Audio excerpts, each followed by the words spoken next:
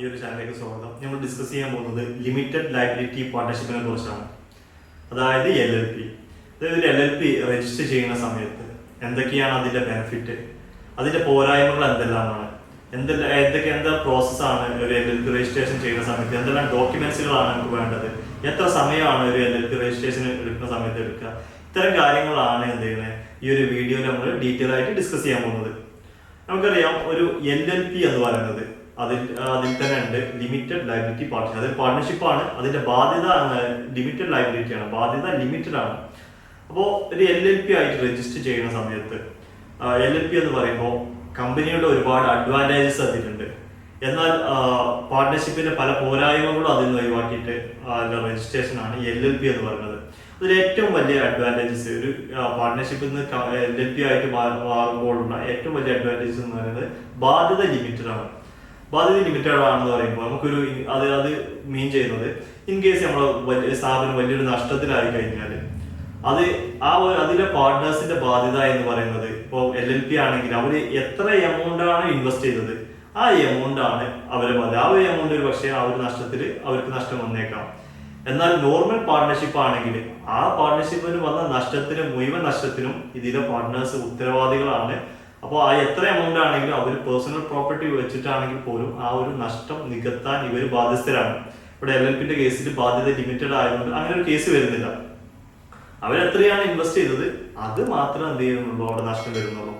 ഇതിനൊരു പാർട്ണർഷിപ്പായിട്ട് രജിസ്റ്റർ ചെയ്യുമ്പോൾ നമുക്കുള്ള അതായത് കമ്പനി ആയിട്ട് രജിസ്റ്റർ ചെയ്യാതെ പാർട്ണർഷിപ്പായിട്ട് രജിസ്റ്റർ ചെയ്യുമ്പോൾ ഒരു അഡ്വാൻറ്റേജ് എന്ന് പറഞ്ഞാൽ കംപ്ലയൻസ്, അതായത് ഫയലിംഗിന്റെ കംപ്ലയൻസ് കാര്യങ്ങൾ കുറവാണ്.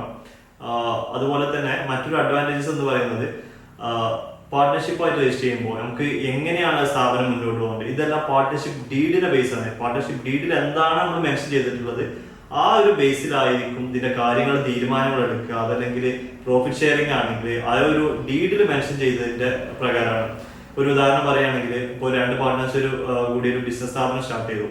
ഒരു വ്യക്തി എന്ത് ചെയ്തു, ഒരു 70% ക്യാപിറ്റൽ കോൺട്രിബ്യൂഷൻ ഒരു വ്യക്തി 30% ആണ് കോൺട്രിബ്യൂട്ട് ചെയ്തത്. പക്ഷെ ആ പാർട്ട്നേഴ്സ് വിചാരിക്കുകയാണ് നമുക്ക് ഇതിന്റെ പ്രോഫിറ്റ് ഷെയറിംഗ് റേഷ്യോ നമുക്ക് ഈക്വൽ ആയിട്ട് തന്നെ ഡിവൈഡ് ചെയ്യാം. അങ്ങനെ വിചാരിച്ചു കഴിഞ്ഞാൽ ആ ഡീഡിൽ അങ്ങനെ മെൻഷൻ ചെയ്ത് കഴിഞ്ഞാൽ അതിന്റെ ബേസിലാണ് എന്ത് ചെയ്യുന്നത്, അതിന്റെ പാർട്ട്നേഴ്സിന്റെ പ്രോഫിറ്റ് ഷെയറിംഗ് റേഷ്യോ കാര്യങ്ങളൊക്കെ തീരുമാനിക്കുന്നത്. എന്നാൽ കമ്പനിയുടെ കേസിലാണെങ്കിൽ എത്ര ഷെയർ ഇഷ്യൂ ചെയ്തു, ആ എത്ര ഷെയർ ഹോൾഡേഴ്സിന്റെ അതായത് എത്ര ഷെയർ ഉണ്ട് അതിന്റെ ബേസിലാണ് എന്ത് ചെയ്യുന്നത് കമ്പനിയിൽ അതിന്റെ പ്രോഫിറ്റും കാര്യങ്ങളും അതിന്റെ ഷെയറിങ്ങും കാര്യങ്ങളൊക്കെ തീരുമാനിക്കുന്നത്.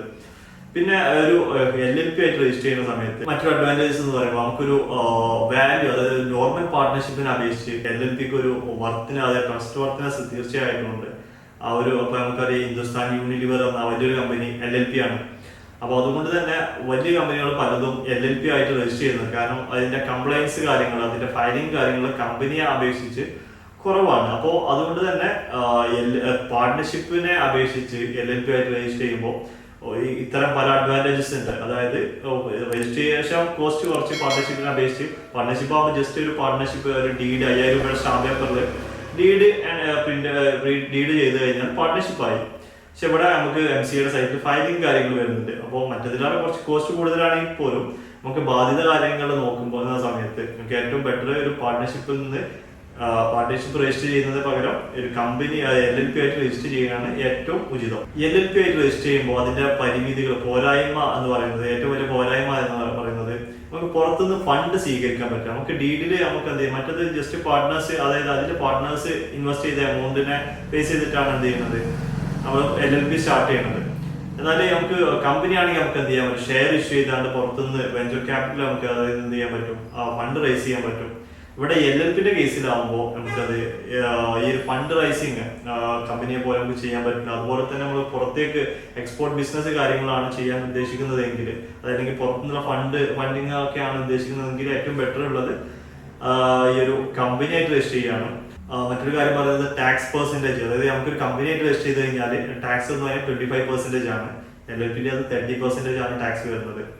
ബാക്കി ഏകദേശം കാര്യങ്ങൾ ഫയലിംഗ് ഒക്കെ ഏകദേശം സെയിം ആണ്. പക്ഷെ അതായത് ഒരു LLP ആയിട്ട് രജിസ്റ്റർ ചെയ്ത് കഴിഞ്ഞാൽ മറ്റൊരു അഡ്വാൻറ്റേജ് എന്ന് പറയുന്നത് ഓഡിറ്റിംഗ് മാൻഡേറ്ററി അല്ല. നമുക്ക് 40 ലക്ഷം അതിന് താഴെയാണ് ടേൺ ഓവർ എങ്കിൽ നമുക്ക് ഓഡിറ്റ് ചെയ്യേണ്ട ആവശ്യമില്ല. പക്ഷെ കമ്പനി ആകുമ്പോൾ അത് മാൻഡേറ്ററി ആണ്. അപ്പോൾ കംപ്ലൈൻസ് കാര്യങ്ങൾ കമ്പനി അപേക്ഷിച്ച് നോക്കുമ്പോൾ കുറവാണ്. ഏത് LLPക്ക് ഫയലിംഗ് കാര്യങ്ങളൊക്കെ കുറവാണ്. LLP രജിസ്റ്റർ ചെയ്യുന്ന സമയത്ത് എന്തെല്ലാം ഡോക്യുമെന്റ്സ് ആണ് നമുക്ക് വേണ്ടത്? നമ്മളൊരു LLP രജിസ്റ്റർ ചെയ്യുന്ന സമയത്ത് ആദ്യം രജിസ്റ്റർ ചെയ്യേണ്ടത് LLPയുടെ പേരാണ്. അതായത് ഒരു LLPന്റെ പേര് എന്ന് പറയുന്നത് യുണീക്കാണ്. ഒരു തവണ MCAയുടെ സൈറ്റിൽ ഒരു പേര് ഇഷ്യൂ ചെയ്തിട്ടുണ്ടെങ്കിൽ സെയിം പേര് നമുക്ക് എന്ത് ചെയ്യാൻ പറ്റില്ല, രജിസ്റ്റർ ചെയ്യാൻ പറ്റില്ല. അപ്പോൾ നിങ്ങളൊരു സ്ഥാപനം തുടങ്ങുന്ന സമയത്ത് ആദ്യം ആ ഒരു പേര് നമ്മൾ എന്താണ് ആ സ്ഥാപനത്തിന് ഇടാൻ വിചാരിച്ചത് പേര് അത് അവൈലബിൾ ആണോ എന്ന് ചെക്ക് ചെയ്യണം. അതിനുശേഷം ആ ഒരു പേര് റിസർവ് ചെയ്യണം. റിസർവ് ചെയ്ത് കഴിഞ്ഞാൽ നമുക്ക് 3 മാസം വരെ നമുക്ക് എന്ത് ചെയ്യാൻ പറ്റും? നമ്മൾ ആ ഒരു LLP ആണെങ്കിൽ നമുക്ക് പേര് റിസർവ് ചെയ്യാൻ പറ്റും.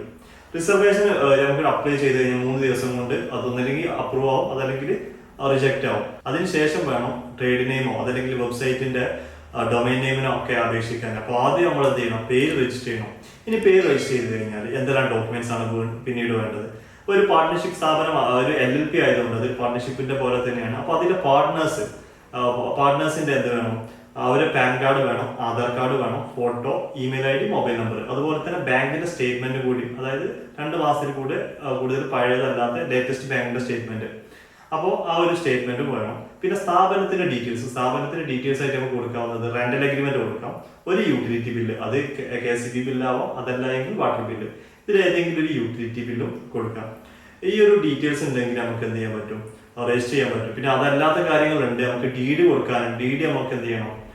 അതിൽ ഡീറ്റെയിൽസ് കൊടുക്കാനുണ്ട്. DD സബ്മിറ്റ് ചെയ്യണം. അത് നമുക്ക് രജിസ്ട്രേഷൻ കിട്ടിയതിന് ശേഷം എന്ത് ചെയ്താൽ മതി? DD എന്ത് ചെയ്താൽ മതി? അതിൽ സബ്മിറ്റ് ചെയ്താൽ മതി. ഇപ്പോൾ DD കൊടുക്കുന്ന ബേസിക് ഡീറ്റെയിൽസ്, കോഫിഷ്യൻ റേഷ്യോ, അതുപോലെ തന്നെ ക്യാപിറ്റൽ കോൺട്രിബ്യൂഷൻ്റെ കാര്യങ്ങൾ, അതൊക്കെ നമുക്ക് ജസ്റ്റ് മെൻഷൻ ചെയ്യാനുണ്ട്. അപ്പോൾ ഈ ഒരു ഡോക്യുമെന്റ്സ് നമുക്ക് ഇത്രയാണ് വേണ്ടത്. ഈ ഒരു ഡോക്യുമെന്റ്സ് ഉണ്ടെങ്കിൽ നമുക്ക് എന്ത് ചെയ്യാൻ പറ്റും?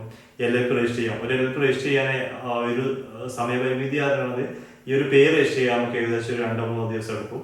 പിന്നെ 1 ആഴ്ച കൊണ്ട് തന്നെ നമുക്ക് എന്ത് ചെയ്യാൻ പറ്റും? LLP രജിസ്ട്രേഷൻ നമുക്ക് പൂർത്തിയാകും. ഏകദേശം 10 to 15 ഡേയ്സിന്റെ ഉള്ളിൽ നമുക്ക് എന്ത് ചെയ്യാൻ പറ്റും? LLPയുടെ രജിസ്ട്രേഷൻ പ്രോസസ് നമുക്ക് കംപ്ലീറ്റ് ചെയ്യാൻ പറ്റും. ഈ ഒരു ഡോക്യുമെന്റ്സ് ആണ് നമുക്ക് എന്ത് ചെയ്യേണ്ടത്? ഈ ഒരു ഡോക്യുമെന്റ്സ് ആണ് നമുക്ക് ഒരു LLP രജിസ്ട്രേഷൻ വേണ്ടത്. ഇപ്പോൾ നിങ്ങൾക്ക് അക്കൗണ്ട്സ് ടാക്സുമായി എന്തെങ്കിലും സർവീസ് ആവശ്യമുണ്ടെങ്കിൽ നിങ്ങൾക്ക് ഞങ്ങളുമായി കോൺടാക്ട് ചെയ്യാം. എൻ്റെ നമ്പറും കാര്യങ്ങളും ഞാൻ ഈ ഒരു ഡിസ്ക്രിപ്ഷൻ ബോക്സിൽ കൊടുത്തിട്ടുണ്ട്.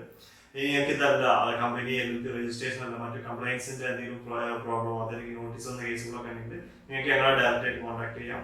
എല്ലാ സർവീസുകളും ഞങ്ങൾ ചെയ്യുന്നുണ്ട്. ഓൾ ഇന്ത്യ ലെവലിൽ നമ്മൾ വർക്ക് ചെയ്യുന്നുണ്ട്.